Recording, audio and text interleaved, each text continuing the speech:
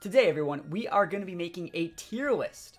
We have a tier list right here. You can see S all the way down to didn't play.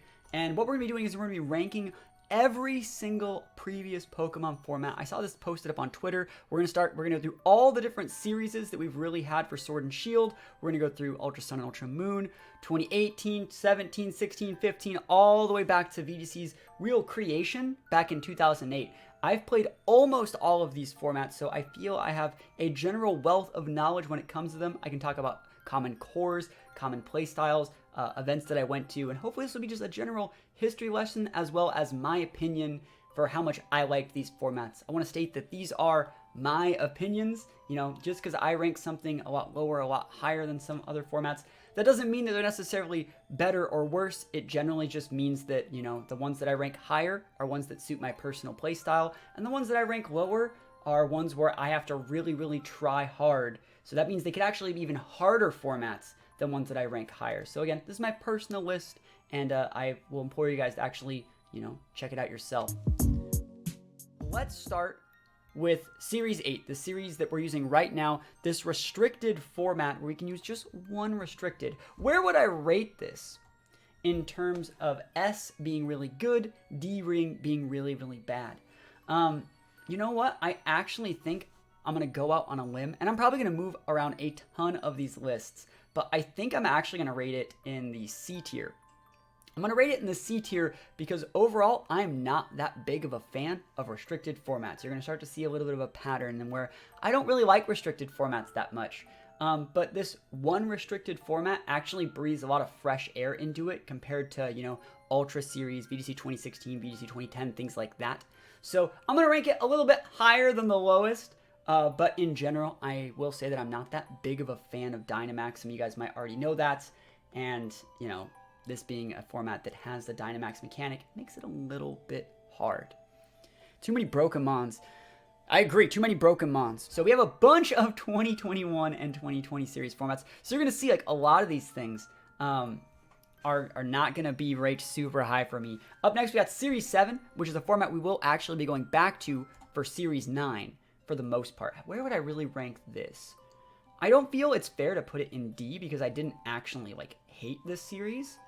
But I will say I'm going to put it in C. And like I said, I'm probably going to reorganize a bunch of these, you know, as the list goes forward. But I'm going to put it in the C tier. I think it's an okay tier. Series 7 was pretty balanced. It's pretty much the expanded format of, you know, VGC Sword and Shield. It's basically letting us use a lot more of the legendaries again, using things like Landorus, but also giving us new legendaries like Galarian Moltres, the Ice Horse right there.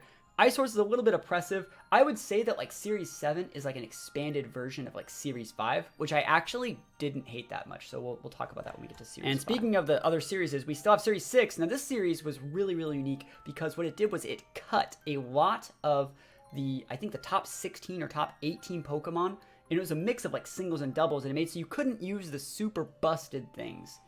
And I thought it was really cool at the very start, but eventually it kind of devolved into every single team being like Intimidate, Lapras, Porygon Z. And that was super, super boring. It was really, really boring. But boring doesn't necessarily mean a bad format. Boring can be completely balanced. It just means kind of... I would say I actually like Series 6 more than Series 7. But less than Series 8, because we're still not done with Series 8. We still have a little bit more to learn. But Series 6 was okay. I thought Series 6 was a decent format. Just because these things are also rated in the C tier, that doesn't mean they're bad. You know, if you get a C on like a test... So some people might say C's on tests are bad, but C's are average. It's an average format. Series 5 was probably my favorite Sword and Shield format, and I'm trying to remember what the differences between Series 5 and Series 3 were.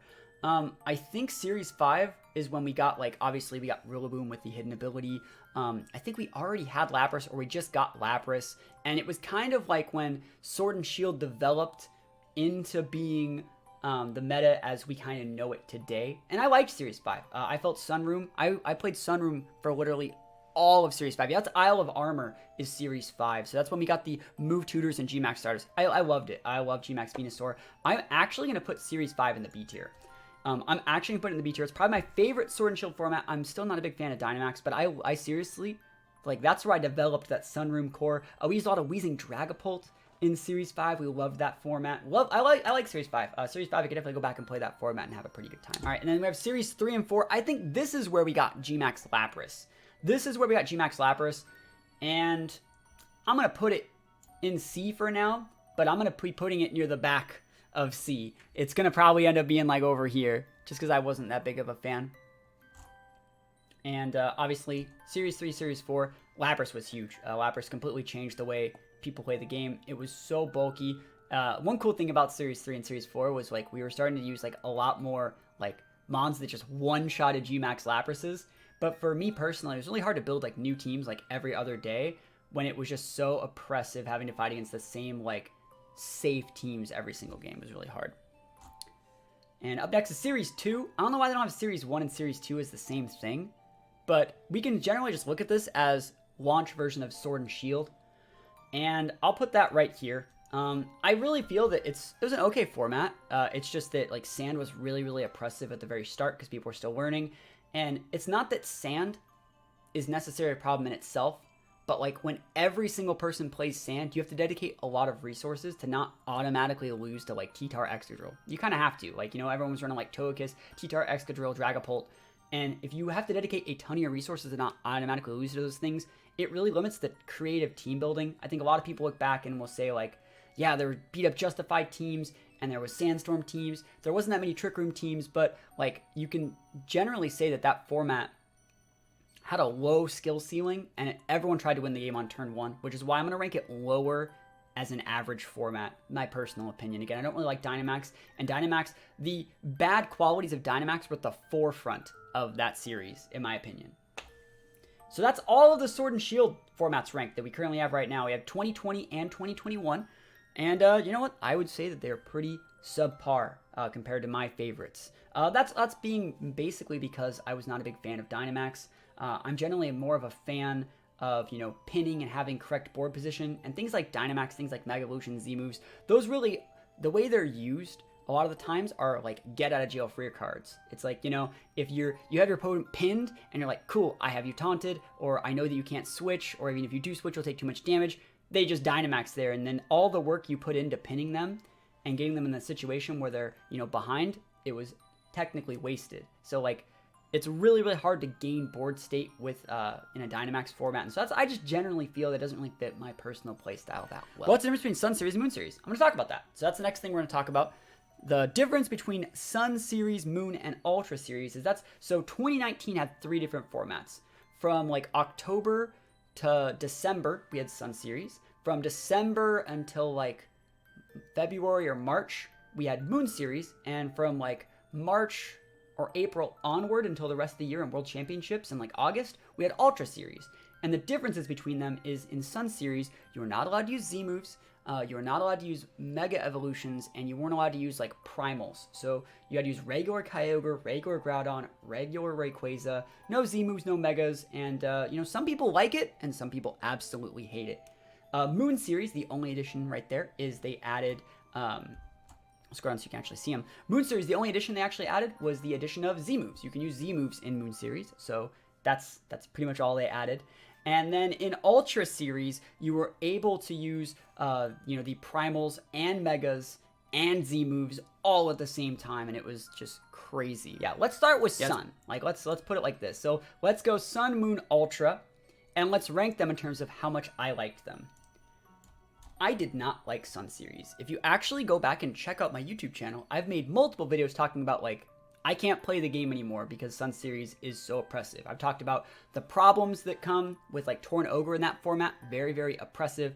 You can't build a team that can respect Torn Ogre while also like being even the slightest bit creative. It's one of those formats where if you're not playing Torn Ogre, you're throwing, right? Or some kind of like Torn Ogre. Sun Series was so oppressive, and I really, really, really disliked it. And some people loved it. But I think most people didn't like Sun Series just because it was Scarf Ogre everywhere, and you could try your best to be creative. Like my favorite Pokemon's Butterfree. You can't use Butterfree in a format where they have like 2 restricted mons being like Xerneas and Scarf Ogre. You can't use Butterfree there. There's like no way in hell that works. Yeah, the Kyogre Ludi, like, Ludi Kyogre just destroyed everything. You had Fake Out support, Scarf, you had Torn if you want speed control, you had access to Kartana. Smeargle was still, like, in the format. It was, like, no, it was way too oppressive, and it just created a really unhealthy meta in which, like, if you were playing Tornogre, you could have fun, but if you weren't playing Tornogre, you, like, couldn't play the game, which is stupid. In my opinion, the people that say they like the format are the people that played Tornogre. Like, James Beck used Tornogre all year in 2019 and used it in Sun, Moon, and Ultra Series and then like Top Cut Worlds. Like, that's how good that team was. So Moon Series, like I said, the only addition is they added Z moves. And I'm going to say I liked it just a little bit more. I made one team and I went to one event and I won that event. So I made a really cool Ho-Oh team. Popular mons in Moon Series were Ho-Oh. That was like probably the most popular Ho-Oh's ever been is Moon Series. People really liked it with the Flyinium Z. I personally still liked like a bulkier Ho-Oh. I used like seed sets, leftovers, things like that. But, you know, Ho-Oh, when made correctly with the use of Z moves on other Pokemon, so you could start adding like things that were faster than Ogre with like Electricium Z to combat how busted like Kyogre was. And then things like Ho-Oh could wall their Xerneas. So you can start to see by the meta advancing itself just a little bit. You know, adding Z moves, it helps deal with how oppressive, once we have more aggressive tools, we can deal with how aggressive a team like Ogre is. And so it was a little bit better, just a little bit. I know a lot of people really dislike Moon Series, but I feel it gave us just a little bit more tools than Sun Series did without making it too oppressive. And then the Ultra Series, like I said, you're still allowed, in all three of these formats, you're allowed to use 2 restricteds, unlike Series 8, 2021. And you're allowed to use Primals, Megas, all those good things. It's crazy. Yeah, Primal Groudon stopped Scarf Ogre, but Primal Groudon wasn't in Sun Series.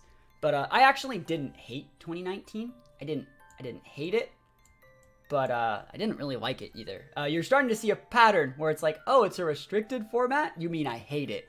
I just don't like playing with, it's not that I don't like playing with legendaries, but like playing with restricteds, like you can't breed them, and I don't really have access to like getting a new Groudon every single day, or a new Xerneas, or a new Kyogre, and so it really limits my own team building.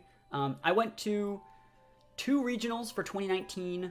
I won a couple events. I got a bunch of top cuts at like the Premier Challenge and mid-seasons I went to.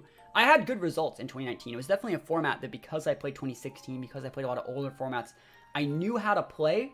But just because I know how to play it and I was able to be creative, that doesn't mean I necessarily like it.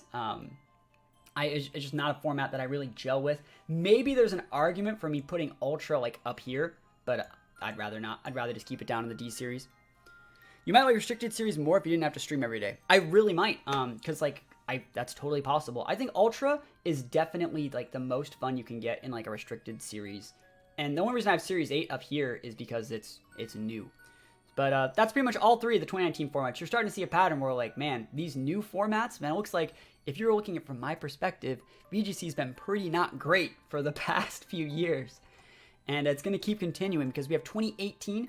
And there's 2 formats for 2018, because 2018 was pretty much 2 different formats. Pretty much every single one of these formats could be classified as 2 different formats, because there's the start of the format when it's brand new, and there's the end of the format, like post-Worlds or even halfway through the format when things are already figured out. That's why I think it's really cool that they separate all the Sword and Shield ones, because the player base is so much better now in like Series 8 and Series 7 than they were in Series 2 and Series 3, right? You know, back in Series 2 or Series 3, if they would Whimsicott Arcanine, you would just get beat up and you lose. But like now we have so many different ways to play around those things. The player base is really leveled up.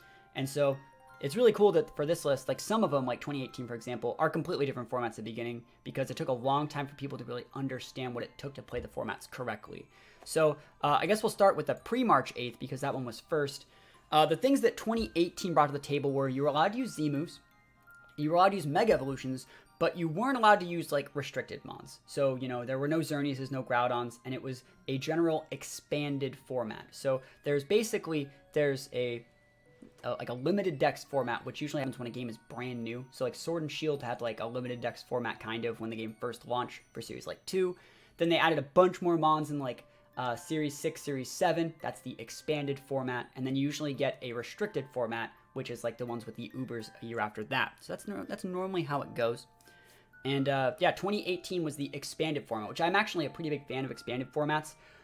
But I really thought 2018 at the very start was very impressive. Things like Tapu Lele and Metagross were very, very good. Mega Evolutions at that point were probably about as strong as they were going to get, because a lot of the Mega Evolutions have trouble hanging in the Uber formats. Things like Metagross struggle with, like, you know, Groudon and Lunala and even Kyogre.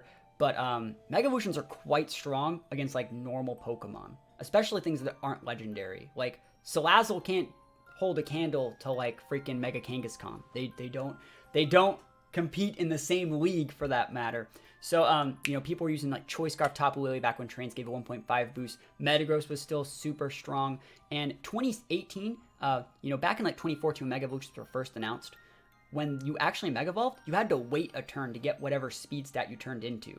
So things like Metagross, who has, like, normally, like, a base 60-ish speed, you know, you'd Mega Evolve it in a Mega Metagross and you go to, like, that 110 base speed. In 2018, you got that immediately, just like in, you know, the VGC formats right now in Sword and Shield. When you Tailwind, you get that speed boost immediately. You used to have to wait till next turn.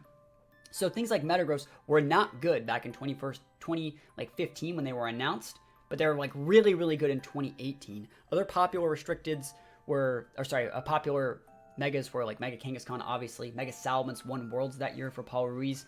I do think 2018 was okay, but I remember playing a ton of TCG that year because I just was not a fan of the format in general. It felt really, really...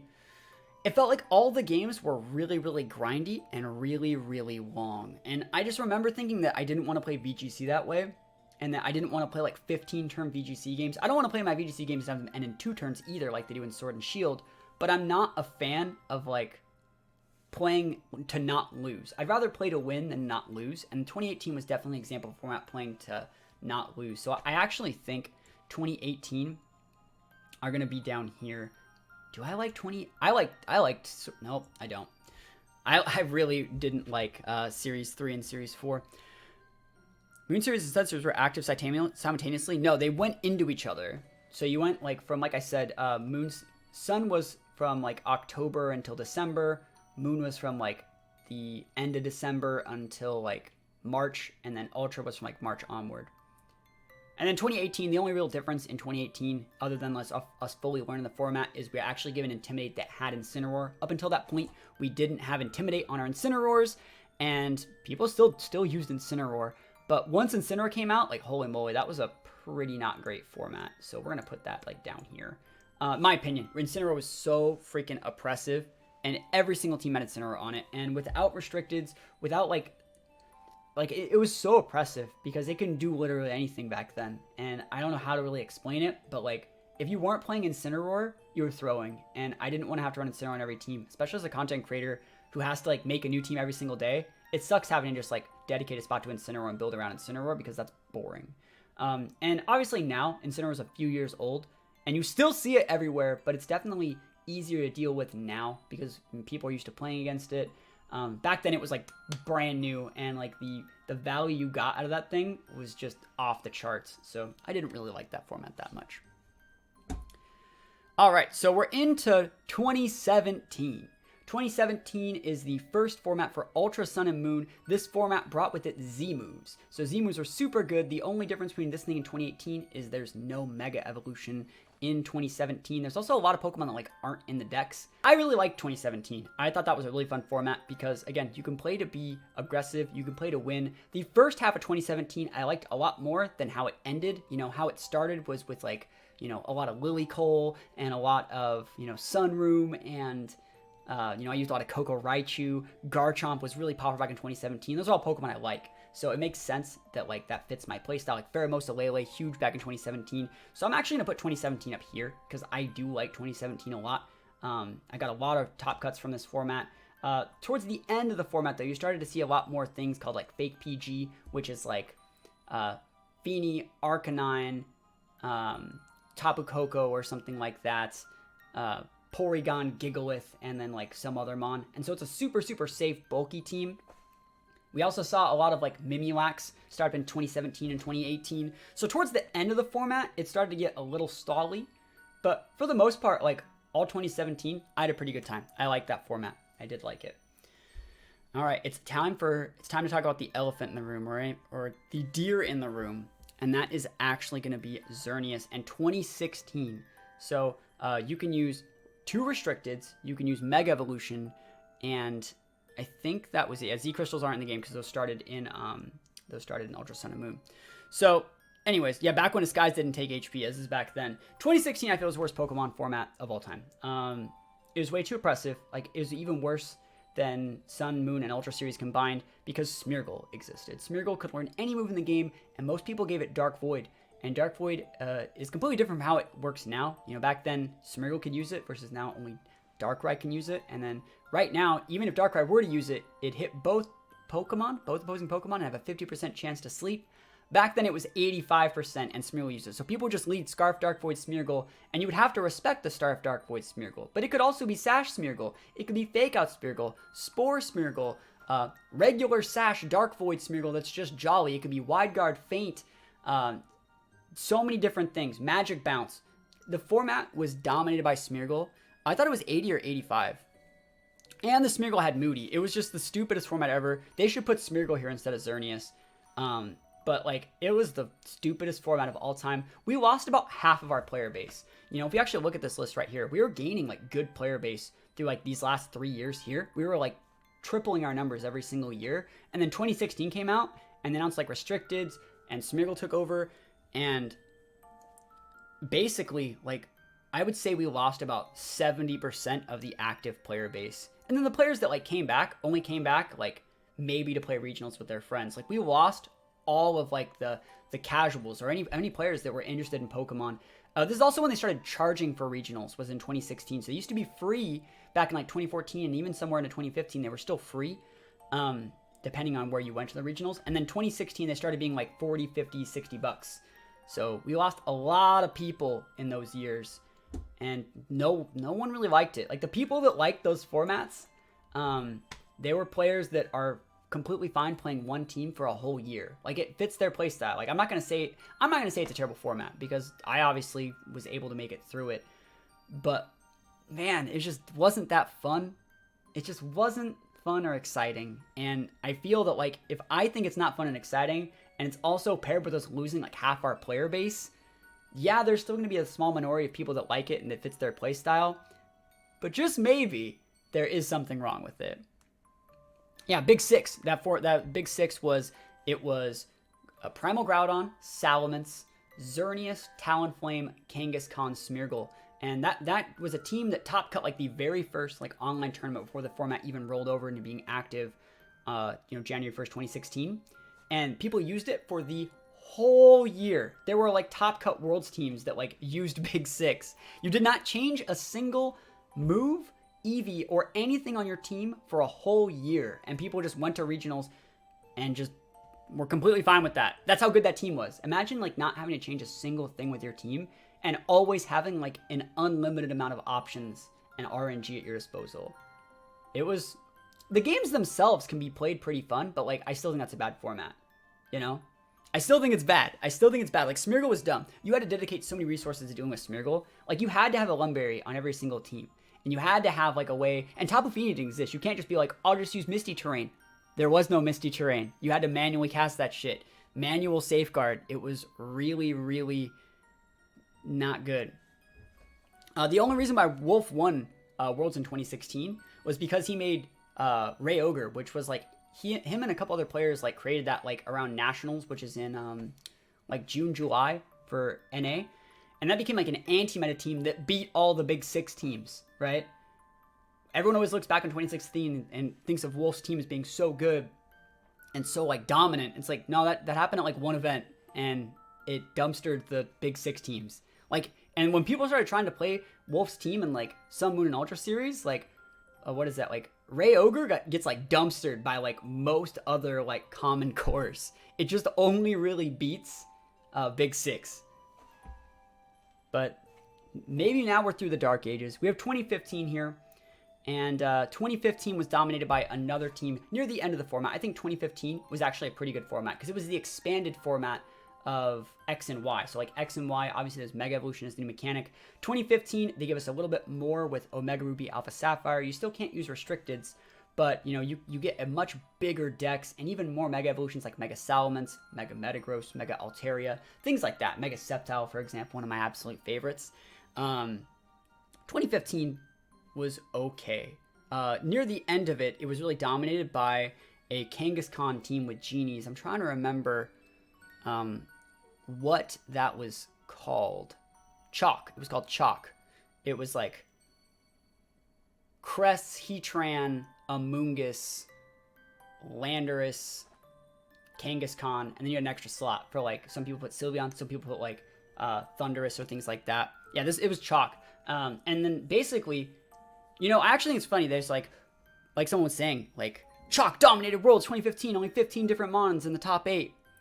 That's because, like, Chalk wasn't really that big all year. And then all the Japanese players got together and said, like, hey, we're going to make this really, really good team. And then they dumpstered, like, everyone at Worlds with it.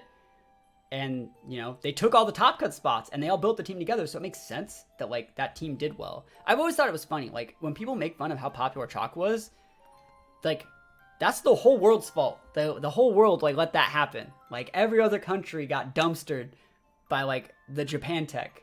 And so they, like, make fun of it and call it oppressive instead of just saying, like, good shit, Japan. Like, we'll get you next year. And then what was 2016? 2016, we won next year. Wolf won. So you know what I mean? So it's like, I don't think Chalk is, like, that big of a deal. We saw early iterations of it back even in, like, January. One of my buddies top cut, what is it? Lancaster Regional, same one that I top cut with a very similar version of Chalk. It was Dual Genie, Kang, Heatran, Sylveon, Thundurus. So, very similar. Obviously, it was a decent team most of the format, but it was overall pretty safe. And when good players piloted it, it was pretty good. So I would actually rate 2015 probably in the B tier. I'd probably rate it in the B tier because I didn't hate it. I top cut 2 regionals in that format. So it works definitely to my play style. And then 2014. So 2014 is the start of X and Y, and that's where Mega Evolutions were introduced. It's similar to a brand new not restricted. It's a limited dex format to where you can only use the Pokemon that are like in that game. And I don't even think it was legal with like Pokemon Bank, I think, for like most of the year. So I do want to say that like 2014 was a really cool format. That's actually probably when we got the biggest boost to our player base. Because up until this point, like, regionals weren't, like, mainstream. You'd go to the regional and you'd see, like, maybe 100, 200 people that, like, knew about it from, like, Smogon forums, right? It was definitely, like, underground, more grassroots. 2014, though, was a lot more mainstream. I remember going to my first 2014 regional and having over 1,000 players at, like, Long Beach and then, like, closing the doors and turning people away. It was completely nuts how much, like, mainstream success we got with X and Y. A lot more people started getting capture cards to the 3DS. People started streaming it, making a ton of videos. Like, anyone that knows, like, most people that you guys know that are content creators now started in 2014. I'm pretty sure, like, Eek started in 2014. I remember when he started coming to locals. I think, like, Ashton Cox, he might have played a little bit earlier, but I remember him doing well in 2014. Let's see, Battle Room was a little bit older. I think Battle Room was 2013. But, like, most players started 2014. And I like 2014. It's a great format. It's a little bit oppressive because it's really dedicated around speed ties. There's tons of speed ties because Pokemon like Garchomp, Mega Kangaskhan, Talonflame, Salamence, those are all really, really popular. And for most of that year, it was hopefully my Garchomp outspeeds their Garchomp and vice versa. But, towards the end of the year, it reined in a little bit. People started adding some more EVs in bulk. They started using damage reduction berries. And I love formats where, like, damage reduction berries are popular and things like that. So I like 2014. And I actually think I like 2014 more than Series 5, like a lot more. I actually think I like 2015 more than Series 5 as well.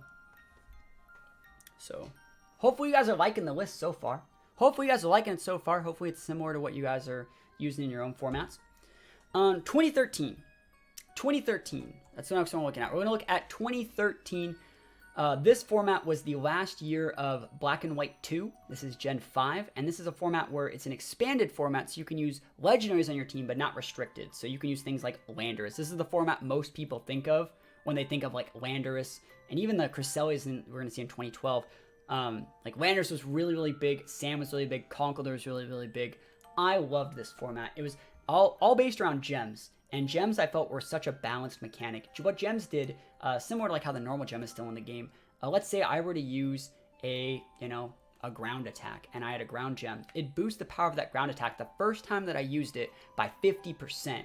And so it was so good. And the counterplay to that was playing, you know, protect, playing defensive. If you protect it, I just wasted my gem. And I can't choose to use it. I can't go like Earthquake once and then like next turn use my gem. It has to happen the first turn that you use the gem. And so I felt you had so many cool things that you could actually do with gems and cool little setups that you can get. And you can make other Pokemon. Like I remember one regional that I went to, I used like Dark Gem Scrafty because that would deal enough damage to like Cresselia to where even if they proc their Citrus Berry, I could finish off the Cresselia with like a Dragon Claw with my Dragonite, even if they were full HP defense. And I remember like doing those kind of calcs, teaching myself how to play and teaching myself how to find winning conditions like that. That's where I developed a lot as a VGC player. So actually, believe it or not, it's my favorite format of VGC. I love 2013. And I've always thought that like it was the most balanced that the game ever got. Sure, there are Pokemon that were a lot more dominant than others, but it wasn't one of those formats where like if you're not playing this, you lose. And I love that. I went to a few events.